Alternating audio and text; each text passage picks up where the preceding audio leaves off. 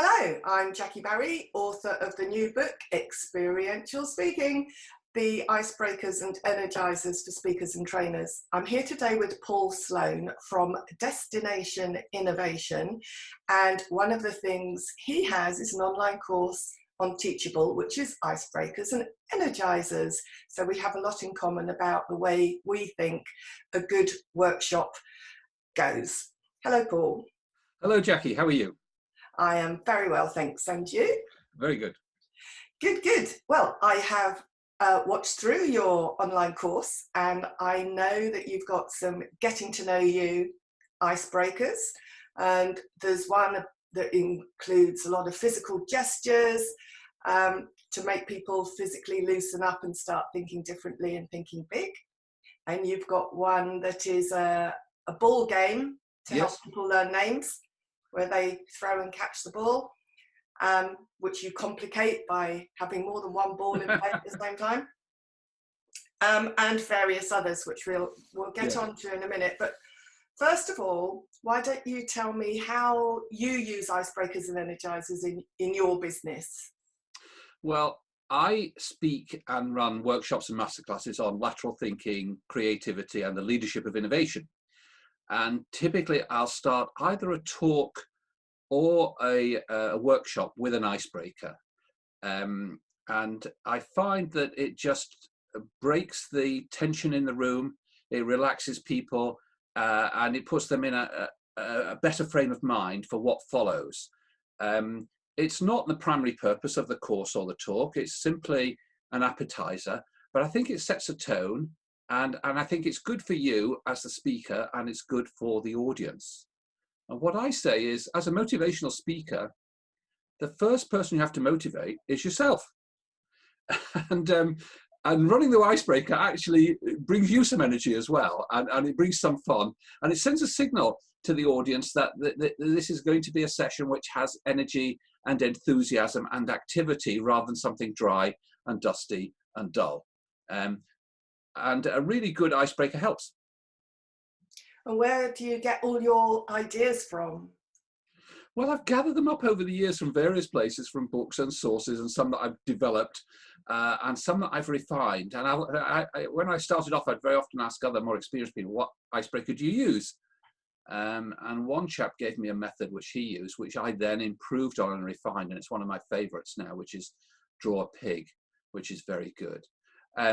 But I've put a twist into that to make it more relevant. Draw a Pig is in the book because I got introduced to that years ago. Yes. And adapted it. So what's the twist you've put on it? Oh, that's my secret formula. Oh, okay. Well, what I do is I'll share it with you, Jackie. I say draw the pig, and as you know, it's a fun thing to do. And the bigger the ears, the better a listener you are. And the more legs you've got, the more stable you are. And if it's facing away from you, that says something about you as well. And the left brain, right brain, all this kind of, and it's a load of hokum, of course. I say years of psychological research ago. And then I end up by saying, and look at the tail on your pig, and everyone looks at the tail. I said, the longer and curlier the tail, the better your sex life. And that produces howls of laughter. And everyone's pointing to each other's tails. And some people have got no tail, and other people have got long curly tails. And then I say, draw a mouse very quickly. Do you do this? No. Ah, this is my secret sauce. So I say very quickly, turn over the page and draw a mouse. And they all draw a mouse. And they draw a mouse, a little creature with a long tail. And then I say, who drew a mouse that looks anything like my mouse? And I draw a computer mouse. And typically in a room that maybe one or two people have done it, everyone else draw. And I say, why did you draw an animal when this is the mouse you're much more familiar with? You use one of these every day, don't you? Yes, I do. Do you see a little creature that runs across the floor? No. I say, well, why did you draw the mouse that you're unfamiliar with rather than the mouse you're familiar with? And they say, well, it's because you talked about a pig and ears and tail and legs. And I said, yes, I programmed your thinking. And I regret to inform you, at work, most days your thinking is routine, regular, and predictable. And my job in this workshop is to break you out of that.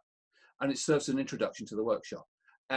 So I like an icebreaker which is short, energetic, fun. And if I can link it in some way to the content of the talk or the workshop, that helps. I think that's absolutely key. They always have to be relevant. Yeah, sometimes you really stretch a point to make them relevant. But yes, if you can, that helps. So what do you find works with your audiences, and what doesn't? What are their favourites? Well, you have to judge the audience, and you have to judge how well they know each other, and you have to judge how many there are, and you have to judge how big the room is and how much room you've got.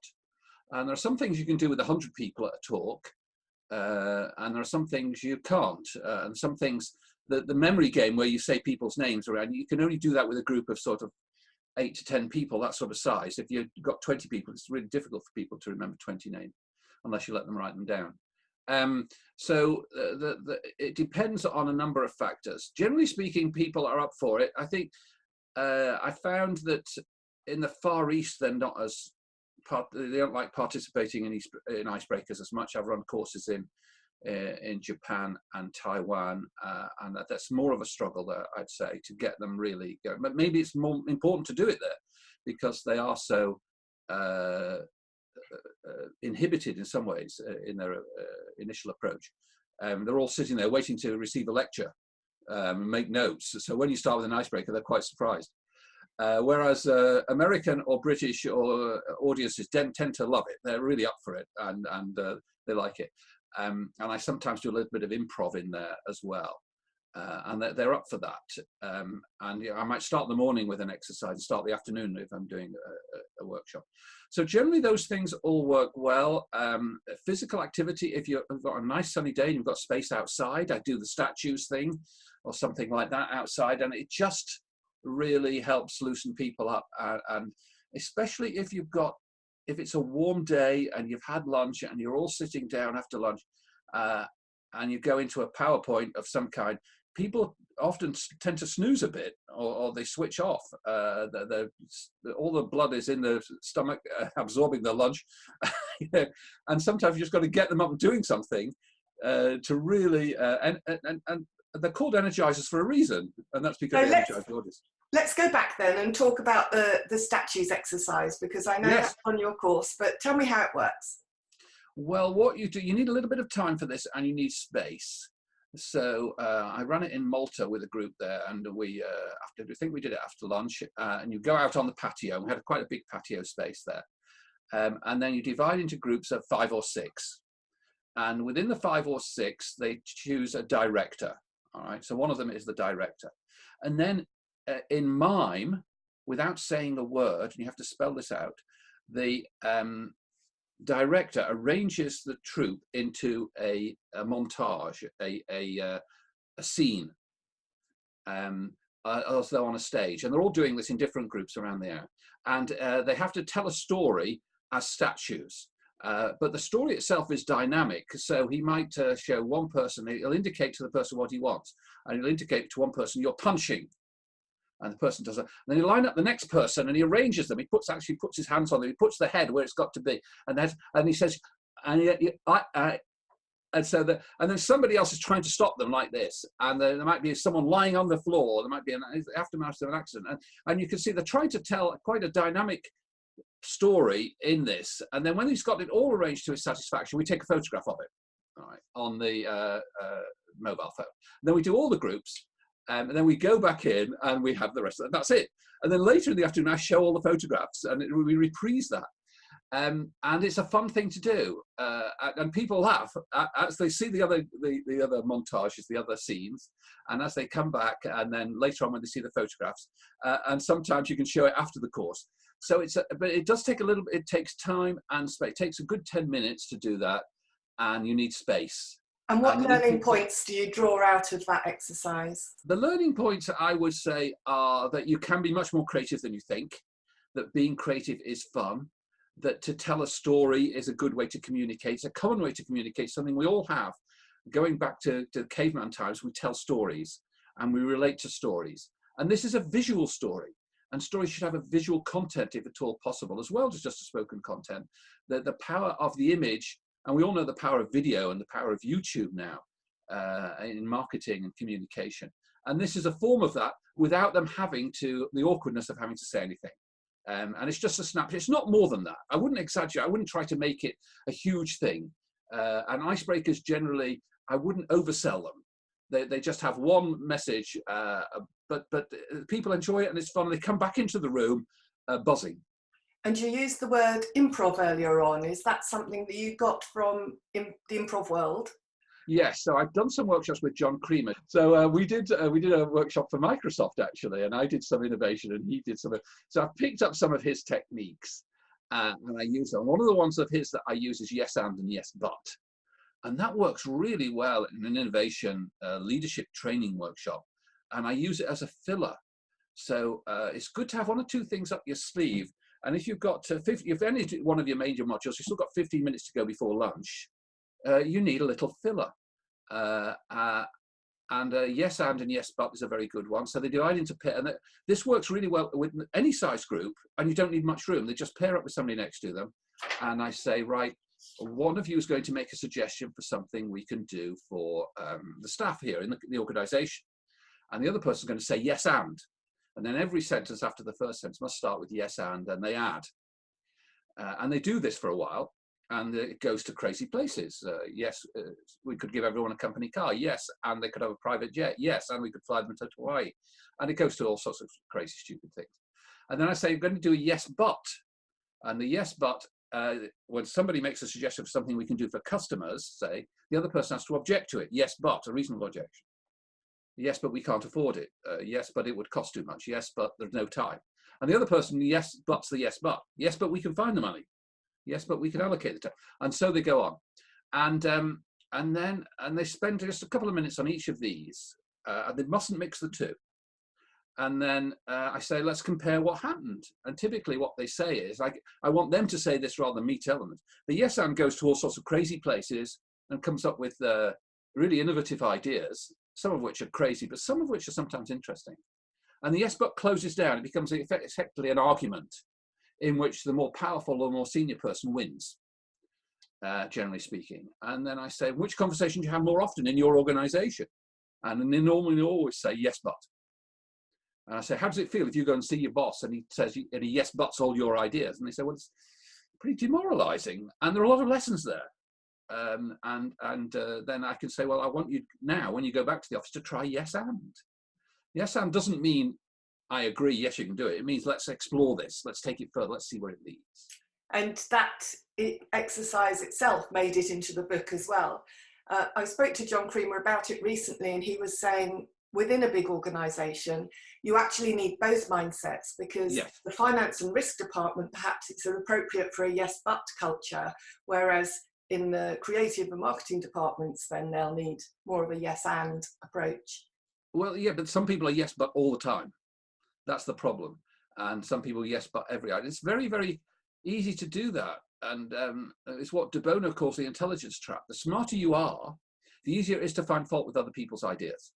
And you can come up with any idea you want, and I can find fault with it because I've been in the organization a long time, and I know what works and what doesn't. And I'm a senior to you, and I think I'm smarter than you, to be honest. So let me just point out the flaws in your idea. And it's quite belittling, of course. And it doesn't give the idea a chance to grow and develop, which is what you want. Because Einstein said every really great idea initially appears absurd. And any radical idea initially appears silly and is easy to pull down. And that's why yes and is so useful, because it just takes it and you go into all sorts of places with it.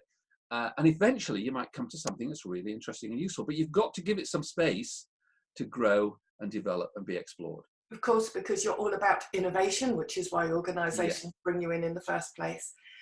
Now, I was interested when I started collating all the icebreakers and energizers I've ever used and found most effective into this book, how there are books of icebreakers for trainers, and it's very common in the world of trainers to have these activities and audience participation through the day. But this appears to be the first one for speakers. And speakers tend, what's more, not to want to share the activities they use, even though they do. And I wondered if you have activities that you're willing to share that work with big audiences. The gestures one is good. You can work with a big audience.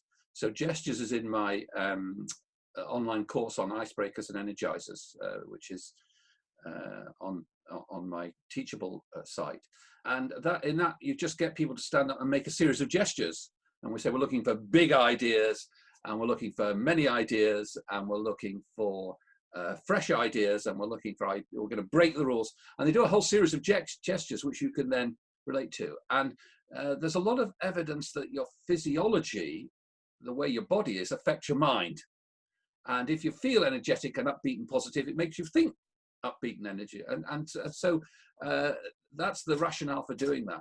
Another one I used to use, I haven't done it for a while, and it worked with a really big audience, is you ask people to pair. And then I say, I want you to look at the person in front of you, study them, all right? And you study the person anyway. And I say, I want you to turn your back to each other, and I want you to make 3 changes to your appearance. And they make 3 changes. And I say, and turn around and see if you can see what the changes were. And they turn around and they say, well, you've taken off your specs and you've removed a shoe and you've moved your tie around or whatever. And then I say, fine, now turn back, and now I want you to make 3 further changes. All right? And now they're finding it difficult because they've already removed one shoe, they remove the other shoe, and then they take off the jacket or the blouse, their cardigan or whatever. And so it goes on. Typically I do it for 2 rounds, but you could do it for 3 if you wanted. And they turn back and they say, and then I say, right, make yourself comfortable and sit down. Okay. And they do that. And then I say, right, let's talk about the changes that you made. And who made a change by taking something off? And most people did. And I say, who made a change by picking something up and putting it on? You know, picking up a piece of paper. Very few. I say, who made a change by moving something around? They moved the pen from here to here. Very, very few. So most people make a change by taking something off. And I say, if you carried on several iterations, you'd all be naked, wouldn't you? And they all laugh at that. And then, but the final twist that I put into that icebreaker is I say, right, of the 6 changes that I asked you to make, how many have you still got right now? I didn't ask you to go back. I just said, make stuff. And most of them have gone right back. They put on the shoes, they straighten the tie, they put it back on. And I say, you've gone right back to the way you were, haven't you? Yes. And I say the lesson there is that if you impose change on people, as I did with you, as soon as you turn your back, they'll revert. And the lesson there is change that's imposed is very difficult to sustain. And you've got to get people to want change in an organization if it's going to endure, if it's going to be sustained. So that's quite a good one with a big group. And interestingly, I did that exercise in one of my improv courses where it was to do with spotting detail. Yes. And that's what the other partner has to do, is see if they can see the difference. Yes. Yeah. And it is superficially about change, but then there's those other lessons as well. When you've been in the audience, Paul, what kind of things have you seen on stage that worked really well, or things that didn't? Well, I saw John Creamer do some of his improv, and that worked really. So I've pinched some of those ideas. And whenever I see something that works really well, I think, oh, I might use that or adapt it somehow and put my own twist on it, which is what I like to do, which is what I did with the draw pig exercise, which somebody else did. But generally speaking, I've seen very few icebreakers which fail, but more typically I see speakers not even undertake any kind of activity, and they start their talk in a very bland way, a dull way. I'm very pleased to be here today. Thank you for giving me this opportunity, which is very predictable. Or worse still, with an apology. Sorry I'm late. Sorry I didn't have time to put together a detailed presentation. I'm sorry I've got a lot of slides to show you. Something like that. And I wince in my chair when I hear that. I don't start with an apology. People want the presenter to be informative, professional, and entertaining. And it's your job to try and be those things. And I think as in a corporate environment, you have a duty to try and entertain as well as to inform to some extent. I will sometimes start with a joke, and I know many speakers don't like that, and coaches sometimes advise against that. But if it's appropriate and relevant, I will do that. And generally speaking, I think the audience will applaud somebody who tries to entertain them, who makes an effort to be amusing as well as simply informative. And it just loosens them up a little, and then you can then deliver your message, and you should deliver the message concisely, but with enthusiasm.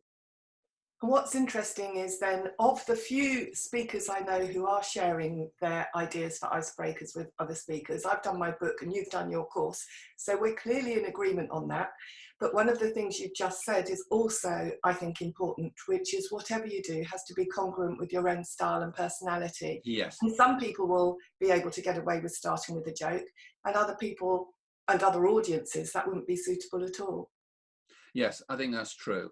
And what other advice would you give to somebody who's maybe starting out on a journey of speaking and training about incorporating activities that are icebreakers or energizers in the delivery of their content?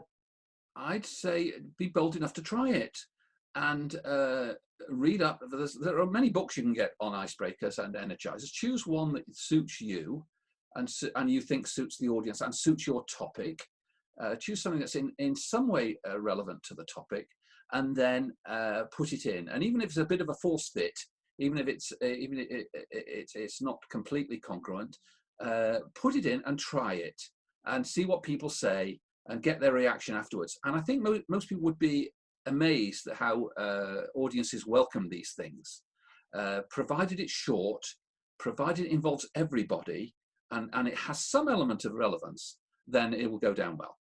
I agree with you, and I know I get feedback from my client audiences to say how they love the engagement and the participation, because they're too used to sitting there watching slide after slide I and know. points, and they just want to be involved, and they learn more and remember more because they're having fun. Yes. Yeah. Good. Well, we're on the same page with this, to use a cliche. If people want to find out more about you, Paul, where do they go? Well, they can search for me. I'm on Twitter at Paul Sloane, Sloane with an E. My website is Destination Innovation, with a hyphen, but if you search Destination Innovation, you'll find me. And from there, there's a link to my Teachable school where I have all 10 courses. And I'm always available to give talks and workshops. Thank you very much. Thank you, Jackie.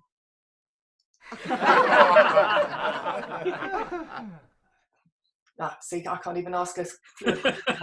Retake number 3.